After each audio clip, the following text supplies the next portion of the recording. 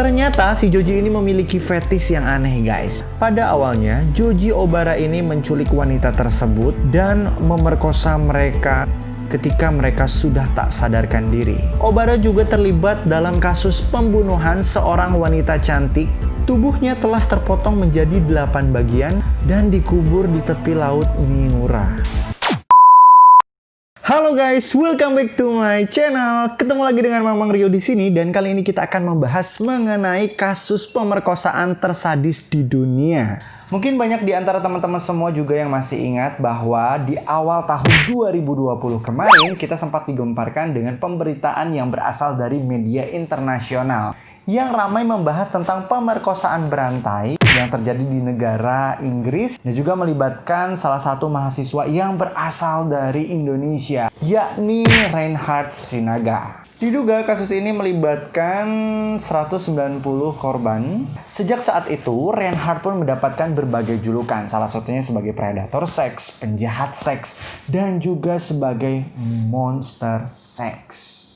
Namun sebelumnya kalian tahu nggak sih bahwa sebelum kasus ini bergulir, ternyata ada beberapa orang yang pernah dijuluki sebagai pemerkosa tersadis. Bahkan jumlah korban beberapa tersangka ini mencapai ratusan jiwa. Nah, sebelum kita membahas satu persatu kasus-kasus pemerkosaan yang pernah terjadi di dunia ini, jangan lupa untuk teman-teman yang belum subscribe, untuk subscribe terlebih dahulu. Dan jangan lupa untuk nyalakan tombol notifikasinya.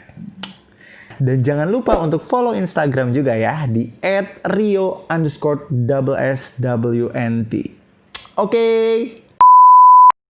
Oke, daripada lama-lama, mungkin banyak teman-teman semua juga yang sudah penasaran. Untuk itu, marilah kita simak beberapa fakta berikut ini. Here we go.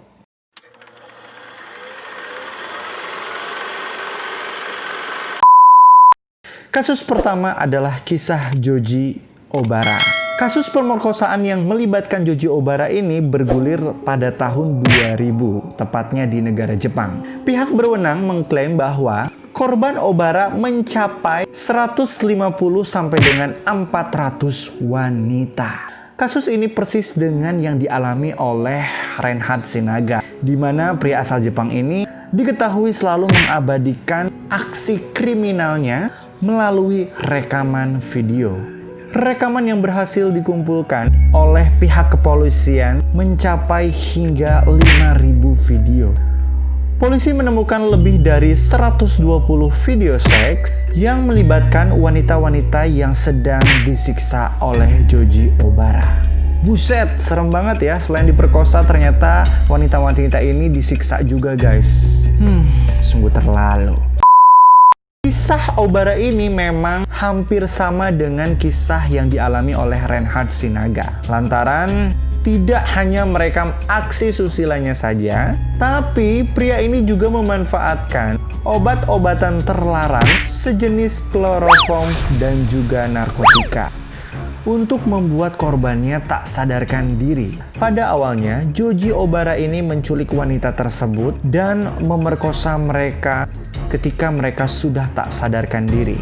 Ternyata si Joji ini memiliki fetish yang aneh guys, dimana Joji Obara ini gemar sekali menyiksa korbannya yang sudah tak sadarkan diri, menyetubuhi korban-korban yang memang sudah tak sadarkan diri guys. Nah, kasus ini menjadi perhatian internasional karena tidak hanya melibatkan pemerkosaan berantai saja, namun Obara juga terlibat dalam kasus pembunuhan seorang wanita cantik bernama Lucy Blackman. Nah, si Lucy ini ternyata mantan pramugari dari British Airlines. Pada saat itu, kabarnya Lucy ini menghilang pada tanggal 1 Juli tahun 2000. Dengan adanya kejadian ini, tentunya membuat gempar media yang berada di Inggris dan juga di Jepang guys. Dan pada saat itu pihak berwenang berusaha sekeras mungkin untuk mengetahui keberadaan dari Lucy Blackman ini. Dan tepat pada tanggal 10 Januari tahun 2001, Lucy pun akhirnya ditemukan dalam keadaan yang sangat mengenaskan. Tubuhnya telah terpotong menjadi 8 bagian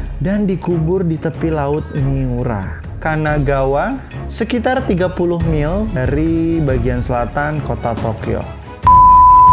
Selain itu, ternyata si Joji ini juga telah membunuh seorang model cantik asal Australia yang bernama Charita Ridgway. Dari kejahatan itulah ternyata polisi dan juga pihak berwenang berhasil mengungkap kejahatan-kejahatan yang pernah dilakukan oleh Joji Obara ini. Semua kejahatannya terungkap di meja persidangan. Nah, buat teman-teman semua yang tentunya belum puas dengan informasinya atau pengen dibikin segmen khusus untuk kasus ini, teman-teman boleh langsung komen di bawah ini ya. Oke, next.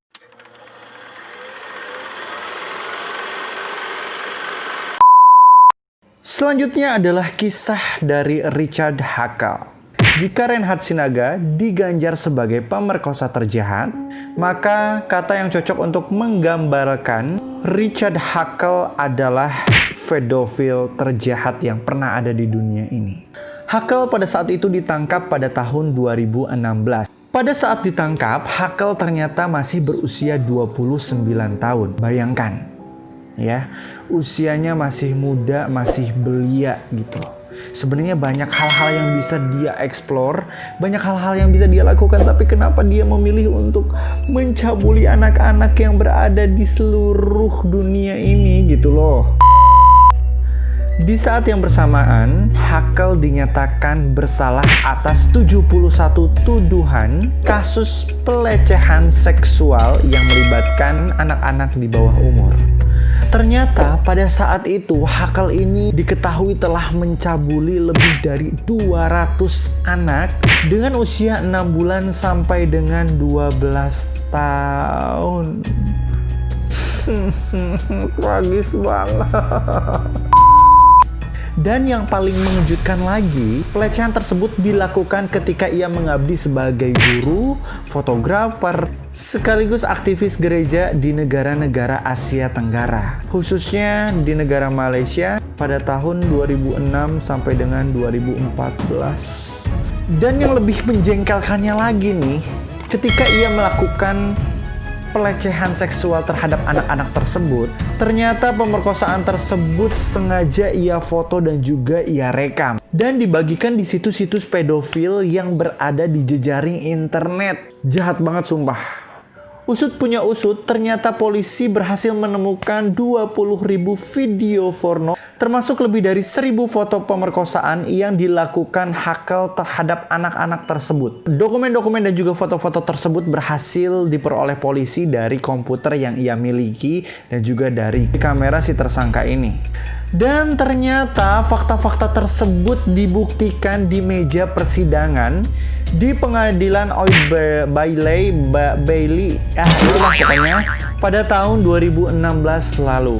Hackle juga terbukti menyimpan lebih dari 20.000 video dan juga foto-foto aksi bejatnya terkait dengan pelanggaran seksualnya. Selain itu, dia juga membuat buku panduan setebal 60 halaman. Dan kalian tahu nggak sih isinya apa? Isinya adalah tips dan pengalaman mengincar anak-anak. Gila. Gak waras sih ini fix. Judul buku tersebut adalah Pedophile and Poverty Child Lover Guide. Yes, guide. Inggrisnya jelek banget sih, guys. Dan ketika persidangan, hakim mengatakan bahwa buku itu adalah dokumen yang paling jahat. Selain itu, si Hackle ini juga sempat menulis sebuah tautan di blognya, di mana isinya itu kurang lebih seperti ini, guys. Dan isi blognya adalah anak-anak miskin mudah dirayu daripada anak-anak kelas menengah barat. Menyebalkan. Dan dia juga mengatakan bahwa saya juga masih berencana untuk menerbitkan sebuah buku panduan untuk subjek ini nantinya. Dan akhirnya pada tahun 2014 si Hackle ini berhasil diciduk oleh polisi di salah satu bandara yang berada di negara Inggris ketika si Hackle ini sedang pulang kampung, guys. Nah guys, ternyata polisi dari berbagai negara itu memang sudah bekerja sama untuk memecahkan kasus ini. Kasus ini pertama kali terendus oleh pihak kepolisian dari negara Australia, di mana ketika itu pihak dari kepolisian Australia ini memang sedang mendalami sebuah situs pedofilia yang memiliki anggota sebanyak 9.000 orang. Banyak juga ya. Dan untungnya situs ini sekarang sudah ditutup alias di-close guys. Setelah si hacker ini berhasil ditangkap, akhirnya hakim memutuskan dan memvonis hacker ini untuk dipenjara seumur hidup guys. Mampus. Namun guys, ternyata nasib berkata lain. Pada tahun 2019, hacker dinyatakan tewas meninggal dunia akibat ditikam di sel buihnya, yakni di Full Sutton Prison pada bulan Oktober tahun 2019 lalu. Oke, next.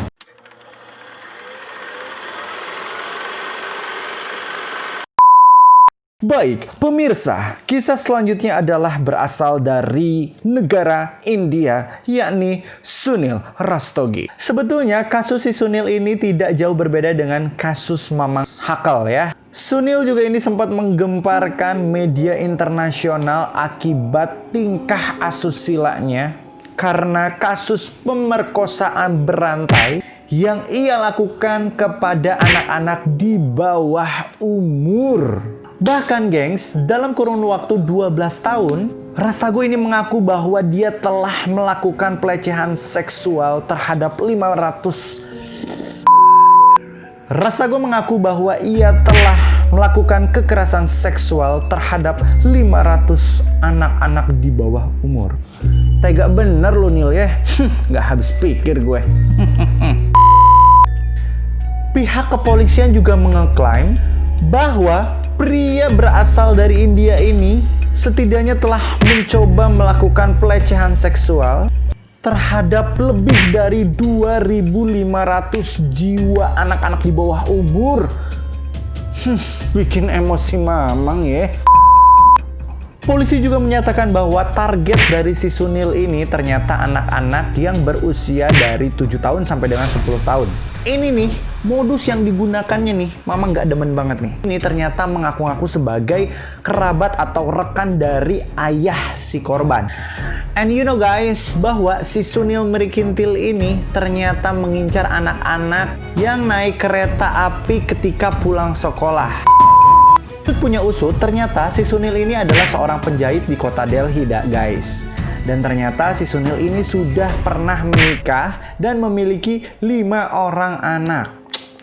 Dia nggak mikir apa ya, dia juga punya anak. Gimana kalau anaknya diperlakukan hal yang sama coba? Bikin emosi mamang aja. Menurut kabar yang diterbitkan oleh media Delhi, ternyata istrinya ini lagi sakit guys. Istrinya ini memiliki kelainan tulang belakang sesaat setelah melahirkan anak ketiganya dan mengharuskan dia untuk tetap istirahat dan berada di atas kasur. Dan pada saat itu, media berkesempatan untuk mewawancara istrinya. Dan istrinya mengungkapkan bahwa ternyata suaminya ini telah masuk keluar penjara lebih dari 40 kali dalam 15 tahun terakhir ini. Akhirnya keluarganya pun memutuskan untuk pindah ke daerah Bilaspur, di mana tempat tersebut adalah tempat tinggal adik perempuannya. Karena setiap kali mereka berpindah tempat untuk mencari perlindungan, itu selalu ditolak oleh para tuan tanah. Karena orang-orang Delhi ini mengetahui kelakuan bejat dari suaminya ini guys. Dan tidak ada satupun orang yang memberikan tempat tinggal kepada keluarganya ini.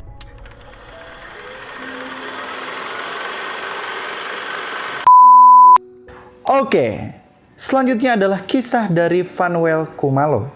Pada tahun 2004 silam, koki ternama asal Afrika Selatan yang bernama Fanuel Khumalo berhasil mencuri perhatian dunia internasional. Bukan karena sebuah prestasi, melainkan karena tuduhan pemerkosaan berantai yang dilakukan terhadap anak-anak di bawah umur. Dalam proses persidangan kasus pemerkosaan terhadap anak-anak di bawah umur ini, Khumalo dituduh berpura-pura sebagai polisi untuk mengelabui dan juga untuk menculik anak-anak yang ia incar hingga akhirnya melakukan pelecehan seksual terhadap anak-anak tersebut. Berdasarkan klaim dari pihak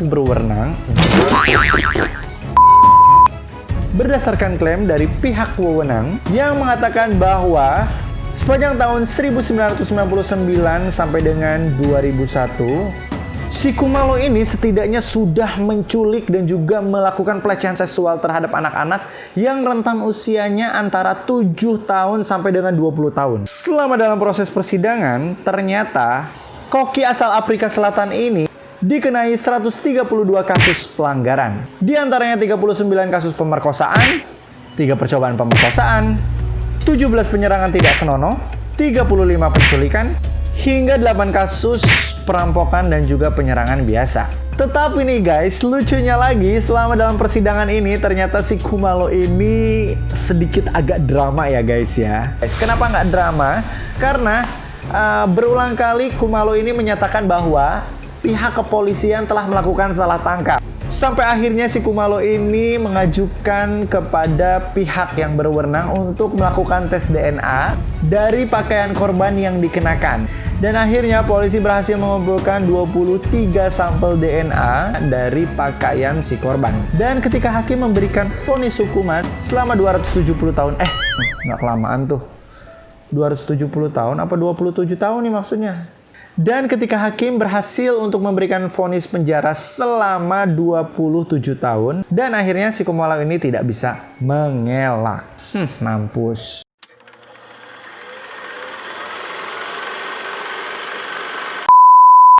Selanjutnya adalah kisah Valery Mankarenkov. Setelah 30 tahun melaksanakan aksi bejatnya, yakni melakukan kejahatan seksual, pria yang dijuluki sebagai pemerkosa terburuk di Rusia ini pun akhirnya ditangkap oleh pihak kepolisian pada tahun 2014 silam.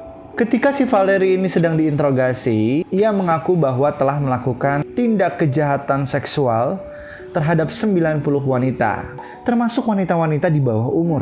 Namun, pengakuan Valery itu dibantah oleh pihak kepolisian karena pihak kepolisian meyakini bahwa jumlah korbannya mencapai lebih dari 103 orang. Selain itu guys, ternyata Valery ini juga diberikan julukan sebagai maniak seks ulang tahun. Lantaran ia mengaku bahwa ia melakukan kejahatan seksual ini dianggap sebagai kado ulang tahun untuk dirinya sendiri guys. Gila kali itu ya. Sama perihalnya dengan Reinhard. Ternyata si Valery ini juga ketika dia sudah melakukan aksi bejatnya ini, Valery mengambil beberapa barang yang dimiliki oleh si korban sebagai kenang-kenangan. Namun sayang sekali guys, karena pihak pengadilan hanya memvonis 8 tahun penjara untuk kejahatan yang sudah dilakukan oleh si Valery tersebut.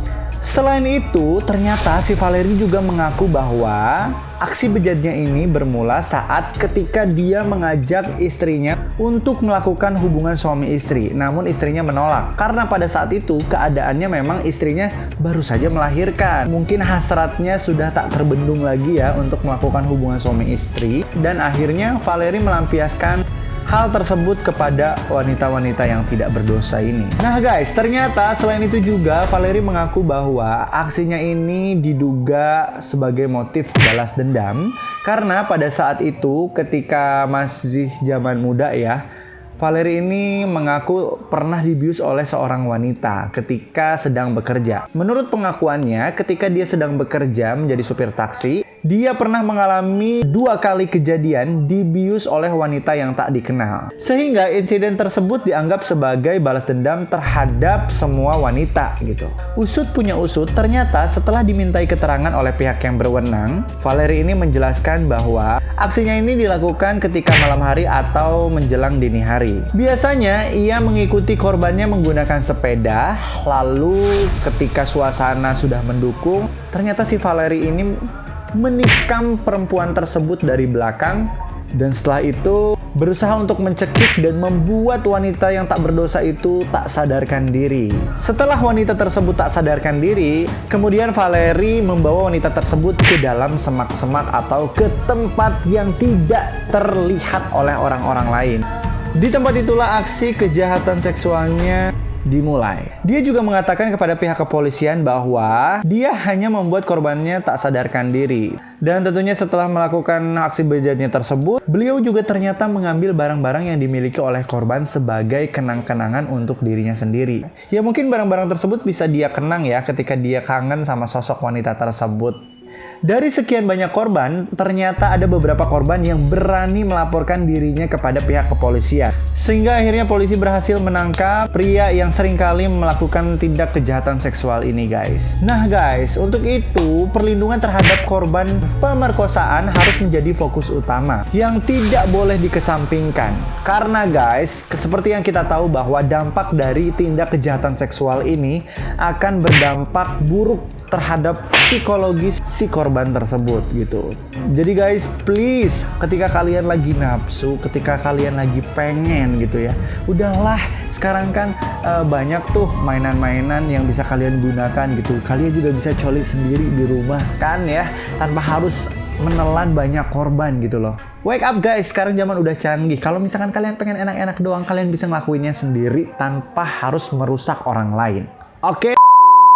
Oke guys, terima kasih banyak buat teman-teman semua yang sudah nonton videonya dari awal sampai akhir. Dan buat teman-teman semua yang pengen kasih masukan, kritik, saran, boleh banget langsung aja dikirim ke via Gojek. Salah. Maksudnya komen langsung aja di bawah ini ya. Dan buat teman-teman semua juga yang pengen request next video kira-kira lebih enaknya bahas apa atau pengen dibikinin konten seperti apa, boleh langsung komen di bawah ini ya guys ya. Dan buat teman-teman semua yang belum sempet temenan di Instagram, bolehlah di follow buat nambah-nambahin followers ya. Nanti aku follow back. Oke. Instagramnya di mana? Di @rio_SSWNT. Oke guys, gue masih jomblo kok. Jadi tenang, gue masih punya kesempatan untuk kencan bareng gue. Well, thank you banget sekali lagi. Mohon maaf apabila ada informasi-informasi yang belum sempat tersampaikan. Dan pokoknya big thanks for everyone here. Sampai jumpa di video selanjutnya. Bye-bye.